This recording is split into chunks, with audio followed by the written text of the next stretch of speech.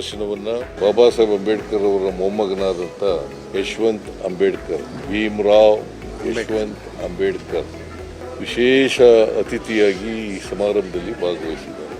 ಈ ಬಾರಿ ಥೀಮ್ ಏನಪ್ಪ ಅಂತಂದರೆ ಬಾಬಾ ಸಾಹೇಬ್ ಅಂಬೇಡ್ಕರ್ ಅವರ ಜೀವನ ಚರಿತ್ರೆ ಮತ್ತು ಅವರ ಕೊಡುಗೆಗಳು,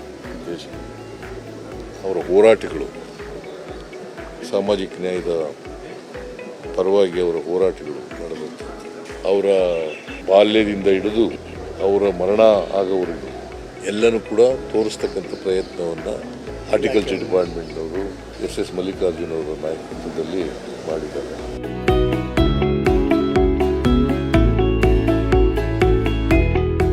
ಸುಮಾರು 12 ಲಕ್ಷ ಜನ ಇದನ್ನು ವೀಕ್ಷಣೆ ಮಾಡ್ತಕ್ಕಂಥ ಸಾಧ್ಯತೆ ಇದೆ.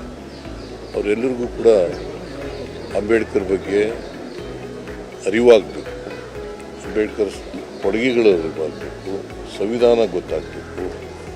ಸಂವಿಧಾನ ಗೊತ್ತಾದಾಗ ಮಾತ್ರ ನಾವು ಸಂವಿಧಾನದ ರೀತಿಯ ನಡ್ಕೊಳ್ಳಿಕ್ಕೆ ಸಾಧ್ಯ ಆಗ್ತದೆ. ಸುಮಾರು 30 ಲಕ್ಷ ಹೂಗಳಿಂದ ಈ ಫಲಪುಷ್ಪ ಪ್ರದರ್ಶನವನ್ನು ಏರ್ಪಾಡು ಮಾಡಿದ್ದಾರೆ.